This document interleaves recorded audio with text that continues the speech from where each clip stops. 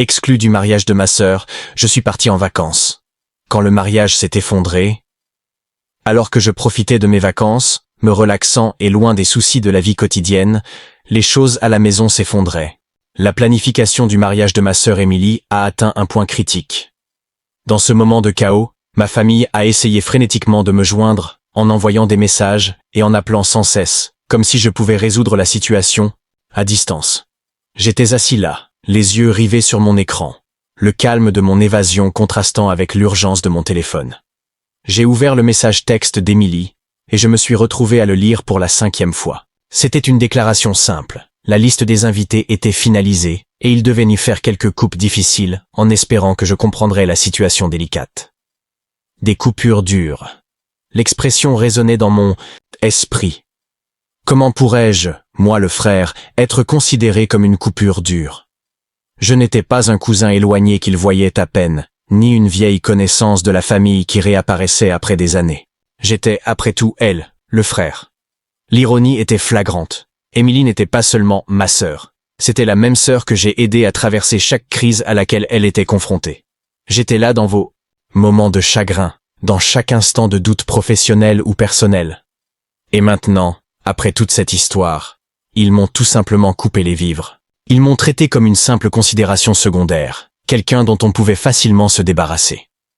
Je fixais l'écran de mon téléphone, sentant une lente pointe d'incrédulité se propager dans ma poitrine. Il semblait impossible que cela se produise réellement. Dans le feu de l'action, j'ai failli rire, pensant que cela devait être une erreur. Qui retirerait son propre frère de la liste des invités au mariage? J'ai pris le téléphone et j'ai appelé ma mère, espérant qu'elle pourrait dissiper le malentendu. Elle a répondu à la 2e sonnerie, de sa voix habituelle, joyeuse et insouciante. Je ne me suis pas embêté avec de petites conversations ou de tourner autour du pot. Je suis allé droit au but. Je viens de recevoir un SMS d'Émilie.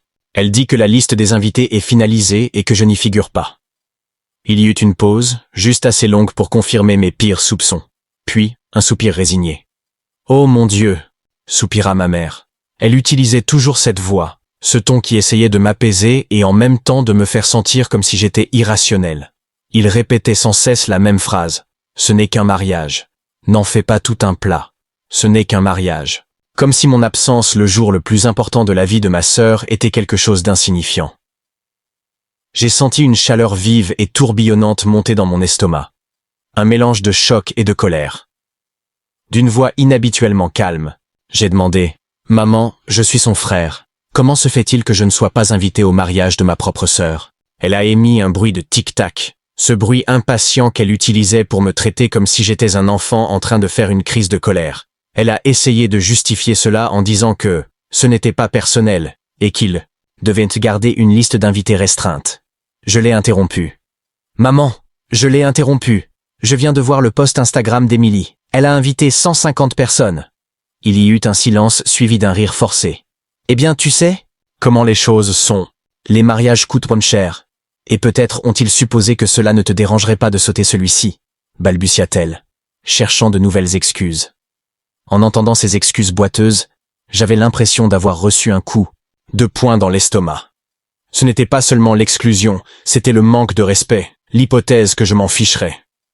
Comment a-t-elle pu dire que ça ne me dérangerait pas? Si vous demandiez à ma mère, elle saurait que j'étais là pour Émilie dans les bons comme dans les mauvais moments. Je l'ai aidée à déménager 2 fois lorsqu'elle a perdu son emploi. Nous avons payé la moitié de son loyer pendant des mois, et c'est moi qui l'ai aidée à surmonter sa dernière rupture dévastatrice. Et maintenant, après tout cela, le message était clair. Ne suis-je pas assez bien pour être là pour son jour spécial? Tout le soutien, toute la présence, n'avaient en soudain plus assez de valeur pour garantir ma place à ses côtés en un jour aussi important. Oh, arrête de dramatiser, commenta ma mère en soupirant. Tu exagères. C'était la même vieille chanson. J'ai ri brièvement et sans humour. Tu réagis de manière excessive, n'est-ce pas? Murmurai-je, prévoyant déjà le résultat habituel de la situation. J'avais anticipé la tournure que prendraient les choses. Ma mère m'ignorerait, Émilie me présenterait plus tard des excuses timides, et je devrais pardonner et oublier, comme je l'ai toujours fait. Mais pas cette fois. Quelque chose en moi s'est fissuré. Si je ne méritais pas d'être inclus, qu'il en soit ainsi. Je ne resterai pas dans les parages, comme il n'était pas considéré digne d'être Présent, ce n'était pas grave. Je ne resterai pas. J'ai raccroché le téléphone sans dire un seul mot, et j'ai commencé à chercher quelque chose sur mon appareil. Si je n'allais pas au mariage d'Émilie, je passerais ce temps dans un endroit infiniment meilleur. J'ai décidé qu'il était temps de prendre des vacances, et plus l'idée prenait de l'ampleur, plus la colère montait. J'ai réfléchi à la situation et j'ai réalisé que mon irritation augmentait. Je n'étais pas le genre de personne à me laisser ébranler par des questions sans importance, ayant ignoré plusieurs situations dans le passé. Mais cette fois-ci, c'était différent. Ça atteignait un niveau profond que je ne pouvais pas simplement laisser tomber. Émilie avait oublié mon anniversaire plusieurs fois auparavant. Elle venait me voir seulement quand elle avait besoin de quelque chose. Notre mère avait toujours insisté pour que je sois compréhensive, et Émilie semblait toujours s'en tirer avec ses actes. Mais ça, c'était quelque chose de nouveau.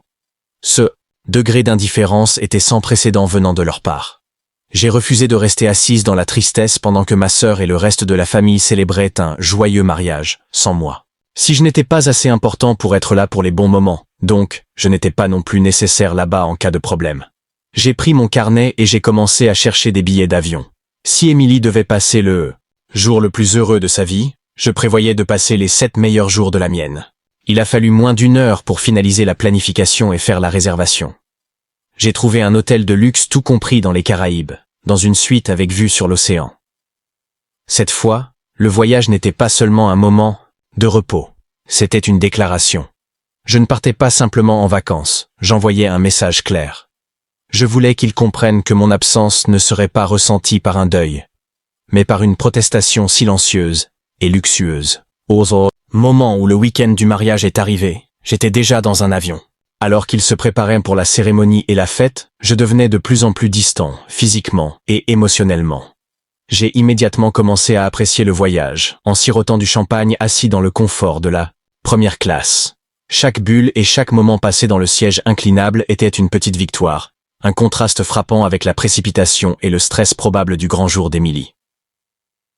Pendant le vol, j'ai décidé de capturer un moment à partager. J'ai allongé mes jambes et j'ai tenu un verre à la main, prenant une photo qui symbolisait ma nouvelle réalité. Distante, détendue et, franchement, très bien. Accompagnant l'image, la légende disait « Il semble que j'ai été retiré de la liste des invités, mais je crois que je vais me rétablir. » C'était une pointe de sarcasme, directement adressée à eux, pour leur montrer que je ne souffrais pas à la maison. L'évasion avait commencé, les réponses ont été presque immédiates.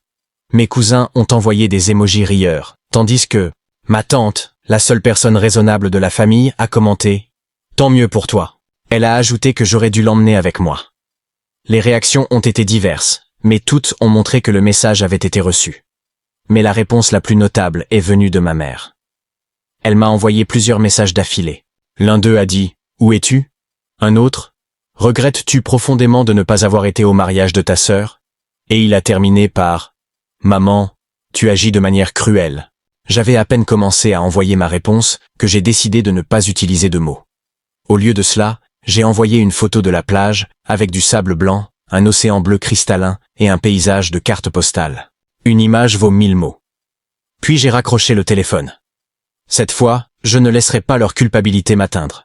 Je n'accepterai pas la manipulation émotionnelle qu'ils utilisent toujours. C'était à mon tour de fixer mes limites. Pour la première fois depuis de nombreuses années, je ne faisais pas passer ma famille en premier. Je me donnais la priorité et le sentiment était tout simplement incroyable. C'était une liberté dont je ne savais pas avoir besoin, une paix obtenue grâce à ma propre attitude. Dès mon arrivée dans mon paradis, tous les regrets persistants ont été complètement éliminés.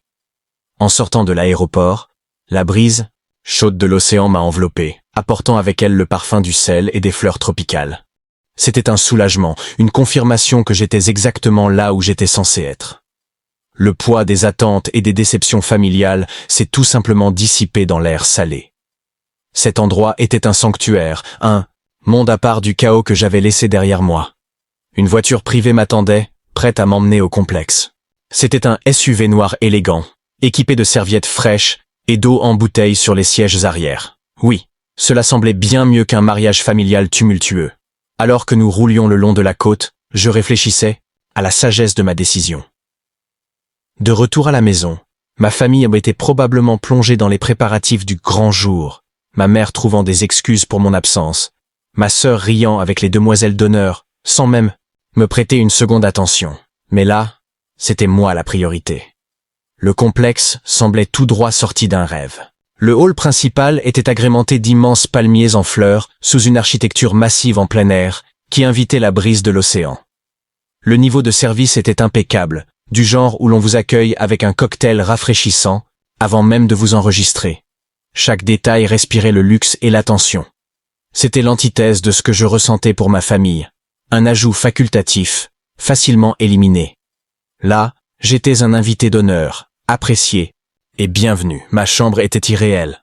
Il y avait des baies vitrées offrant des vues spectaculaires, un balcon privé parfait pour admirer l'océan et le plus beau lit king size que j'ai jamais vu. J'ai juste jeté mes sacs de côté et j'ai tout pris. La vue, le silence rompu seulement par le bruit des vagues, la promesse de paix. C'était la cachette parfaite, construite sur mesure pour mon évasion stratégique. J'ai senti une vague de satisfaction parcourir mon corps. Juste pour rendre la situation encore plus poétique, j'ai sorti mon téléphone et j'ai pris une photo du paysage, la partageant immédiatement. La légende provocatrice disait « Quand une porte se ferme, une autre s'ouvre », de préférence vers une suite face à l'océan avec margaritas à volonté. Je savais que cela atteindrait ma famille. En fait, je m'attendais à ce qu'il arrive.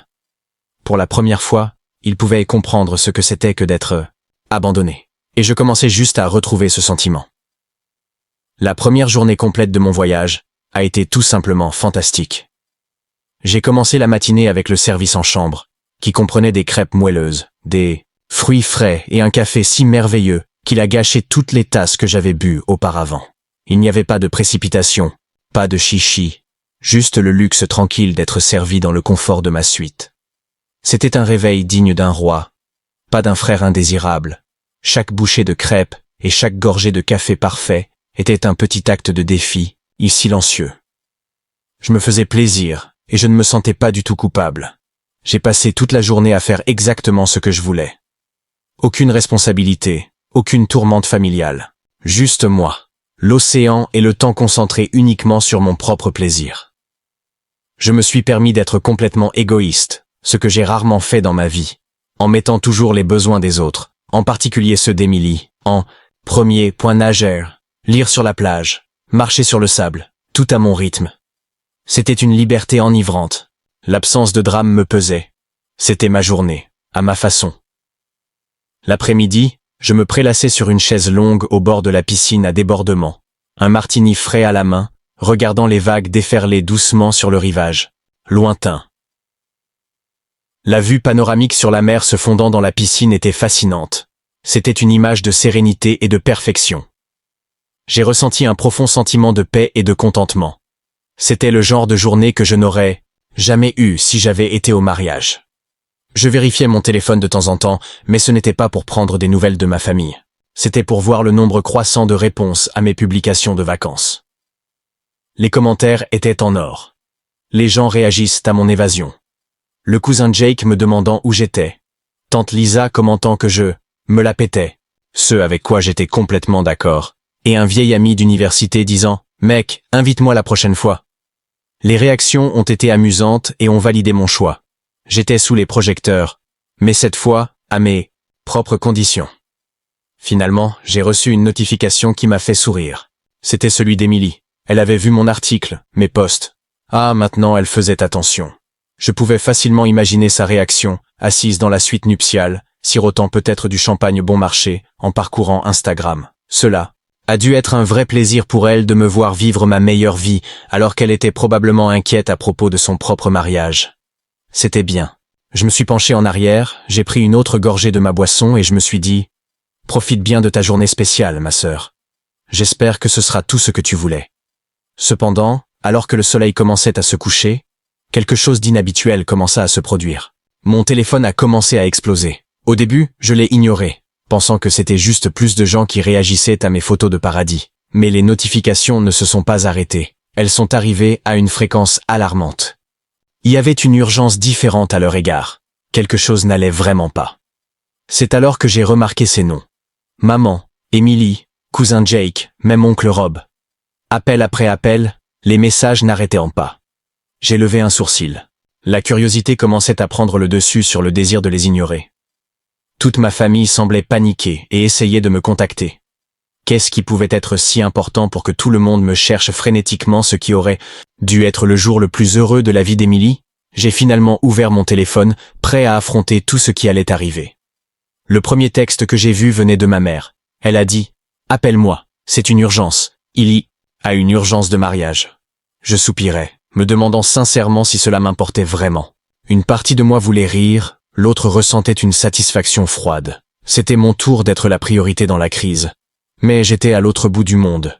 L'ironie était presque palpable. L'univers pourrait-il m'envoyer un signe? Puis Jake a envoyé un autre message. Elle a dit « Mec, tu ne vas pas croire ce qui vient de se passer. » Oh, maintenant j'étais curieux. Jake s'impliquait rarement dans le drame familial. S'il m'écrivait comme ça, la situation était grave. Mon indifférence initiale a vacillé. J'avais besoin de savoir ce qui se passait pour provoquer un tel scandale. Ce message de Jake a été l'accroche qui m'a accroché. Ma détente a fait place à une sombre anticipation. Je me suis redressé et j'ai parcouru les textes. J'ai vite compris l'ampleur du désastre. L'univers m'a offert le cadeau de mariage le plus cool que j'aurais pu espérer. Parce que, semble-t-il, le beau mariage d'Emily a été détruit par les flammes. Pas littéralement en feu, mais dans un chaos absolu. Les messages détaillaient une implosion complète de l'événement. C'était la vengeance du destin, livrée directement dans ma paume. J'ai commencé à parcourir le flot de messages qui arrivaient. À chaque réponse de Jake, la joie en moi grandissait. Il a dit « Mec, tu t'es épargné bien des ennuis. » C'était une confirmation délicieuse que quelque chose s'était terriblement mal passé dans le mariage. Les messages de ma mère et d'Emily étaient particulièrement désespérés. « Maman, appelle-moi maintenant, c'est une crise familiale. »« Emily, s'il te plaît, où es-tu? J'ai besoin de toi. » Soudain, après avoir été exclu, j'étais à nouveau indispensable. Blotti dans mon fauteuil, prenant une autre gorgée de ma boisson, j'ai continué à faire défiler l'écran de mon téléphone. C'est à ce moment-là que j'ai trouvé un message qui m'a fait rire aux éclats. Selon ma cousine Mélissa, le marié lui-même avait disparu. J'ai failli m'étouffer avec ma boisson. Le marié est-il parti? Ah, c'était mieux que ce que j'aurais pu espérer. La curiosité a pris le dessus, alors j'ai finalement envoyé un message à Jake. Il a expliqué que pendant la réception, le marié a eu une crise de nerfs et, après une dispute avec Emily, a tout simplement quitté les lieux. Ma sœur a refusé de me laisser assister au mariage, certaine qu'elle n'avait pas besoin de moi. Et maintenant, tout à coup, j'étais la première personne que tout le monde recherchait.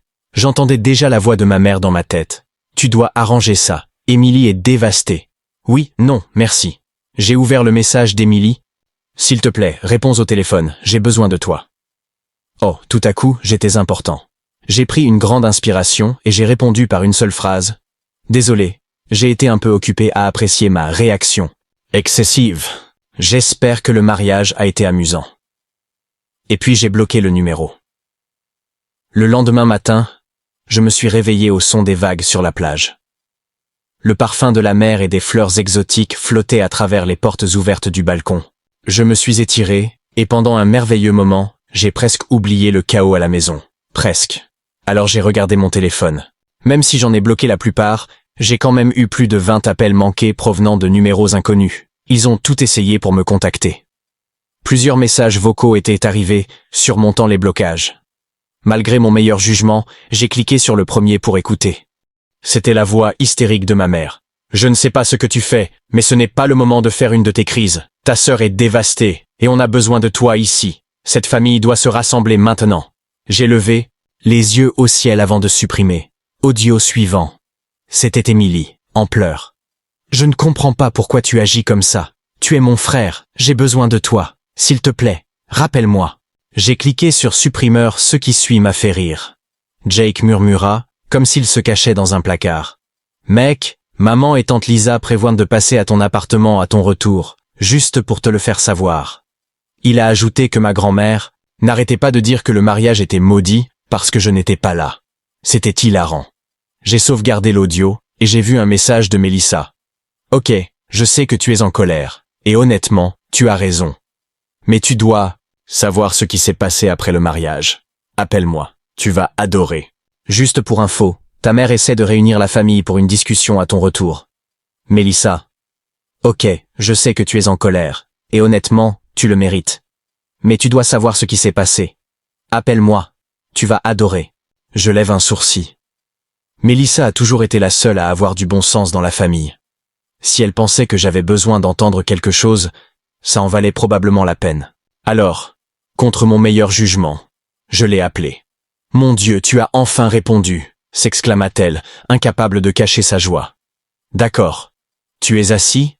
J'ai regardé autour de ma cabine, la vaste mer devant moi, la boisson fraîche, à la main. « Ouais, je pense que je suis dans une bonne position pour ce que c'est. » ai-je répondu, et elle a laissé échapper un rire essoufflé. « D'accord. » Après le départ du marié, Émilie a complètement craqué.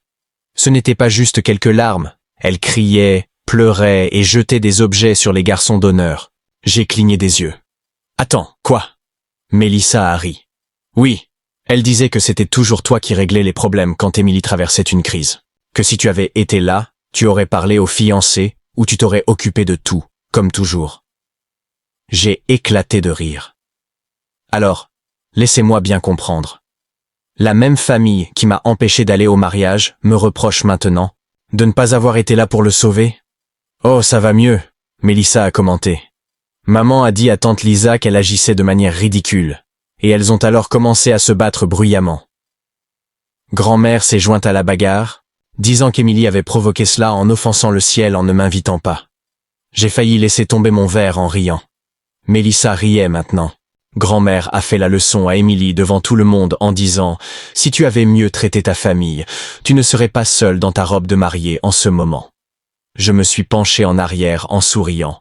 Waouh, c'était parfait. « Oh, et puis, » continua Mélissa, « ta mère a essayé de contacter la famille du marié pour régler le problème. Sa mère a juste souri et a dit « C'est ton problème maintenant. » J'ai dû reposer mon verre avant de le renverser de rire. « Alors, » dis-je en reprenant mon souffle. Comment va Émilie ? Mélissa soupira. Elle pleure, toujours, blâmant tout le monde, sauf elle-même. J'ai entendu dire qu'elle essayait de sauver le mariage, avec un plan B. Mais soyons honnêtes, elle ne s'en remettra pas. Je secouai la tête en souriant. Tu sais quelle est la meilleure partie ? J'ai pris une gorgée lente. Cela ne me dérange pas. Mélissa éclata de rire. Honnêtement, je ne te blâme pas. J'ai pensé que tu aimerais savoir que le karma a agi.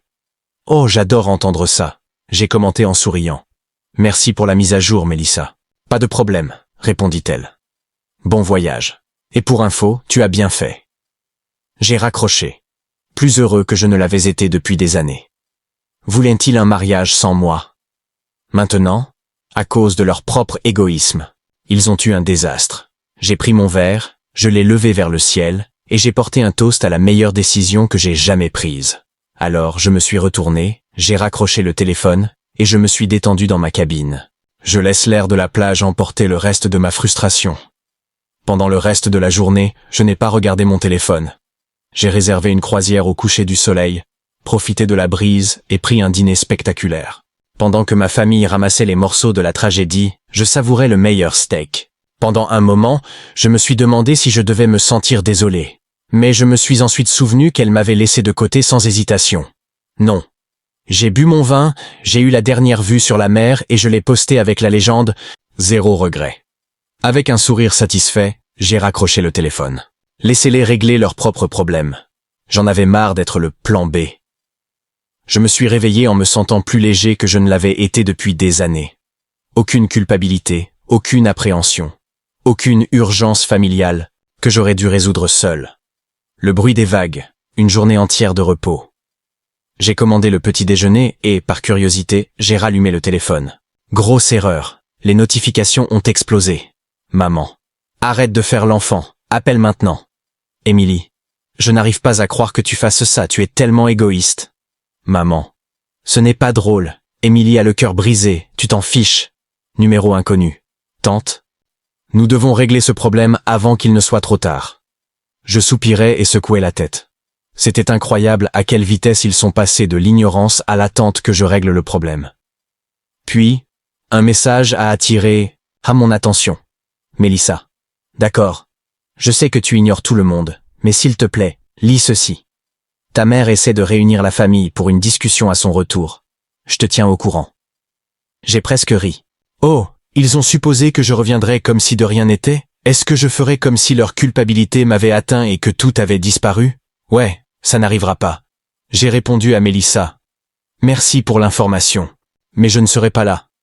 Elle. Attends. Qu'est-ce que tu veux dire? Moi. Je prolonge le voyage. Il voulait m'interrompre? Bon, je l'interromps complètement. Je suis parti. Je pouvais presque voir sa réaction, surprise et amusement. Peu de temps après, ok, iconique, raconte-moi tout à ton retour, quelle que soit la date. J'ai ri, j'ai rangé mon téléphone, et j'ai pris mon ordinateur portable. En quelques clics, mon voyage a été officiellement prolongé, d'1 semaine supplémentaire. Pas de famille, pas de drame. Juste moi et la paix qu'ils ne m'ont jamais donnée. Et le meilleur dans tout, ça, ils ne pouvaient rien faire. Avant d'aller à la plage, j'ai envoyé un dernier message à maman et Émilie. Oh, vous voulez que je sois là? Désolé, je suis trop occupé à apprécier mes réactions. Amusez-vous bien à nettoyer vos dégâts. Pour la dernière fois, j'ai bloqué les numéros. J'ai mis mon téléphone de côté, j'ai commandé une autre boisson, et j'ai senti le soleil sur ma peau. Pas de culpabilité, pas d'appréhension, pas de regret. Juste la paix. Et c'était la meilleure décision que j'ai jamais prise.